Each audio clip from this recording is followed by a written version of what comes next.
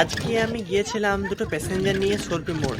Passenger দুটোকে ছেড়ে আসার সময় কিন্তু আবহাওয়াটা যে এরকম ভাবে চেঞ্জ হবে আমি কিন্তু এটা ভাবি নাই। কিছুক্ষণের মধ্যেই আবার বৃষ্টিও নামিয়ে দেয়। তাই আমি চলে এলাম এই চা দোকানটায় এক কাপ চা খেতে, কেননা এই ঠান্ডার সময়ে এক কাপ চা খুব ভালোই লাগবে। তাই এক কাপ চা খেয়ে এখান থেকে আমি বেরিয়ে পড়লাম। আর রাস্তাতে যাবার সময় হঠাৎ দেখি দুটো ভাই এই বৃষ্টিতে ভিজে ভিজে কাজে থেকে বাড়ি ফিরছিল, কেননা ওরা কোনো টোটো পায়নি, তাই ওদেরকে টোটোতে চাপিয়ে নিলাম। যদি আমি না আসতাম তোমরা হেঁটে হেঁটে ভিজে ভিজে যেতে। ও কি করবো? গাড়ি নাই আর, গাড়ি নাই। আমাকে টোটো আর তো ফেলে দেবো না। আমি সব উপরওয়ালা ভরসা ভাইটি। আমি বলি তোমার যেসব ভিজে ভিজে চাপিয়ে নি, আমি সে ওইদিকে যাচ্ছি। পুকুর মতন কি সবাই হবে? অনেক কোনো চাপাবে না চাপাবে কিছু করার নেই, আমরা হাঁটতে শুরু করবো। আজ কখন জল ছাড়াবে, গাছ ছাড়াবে, তার বাকি ওটা আমরা তো যে কাম করবো।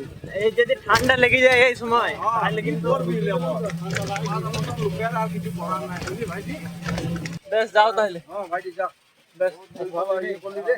বেশ বেশ আসো। ঠিক আছে, দেখা হবে। হ্যাঁ দেখাবো। আসলে ওই ভাই দুটো হেঁটে হেঁটে আসছিল ভিজে ভিজে।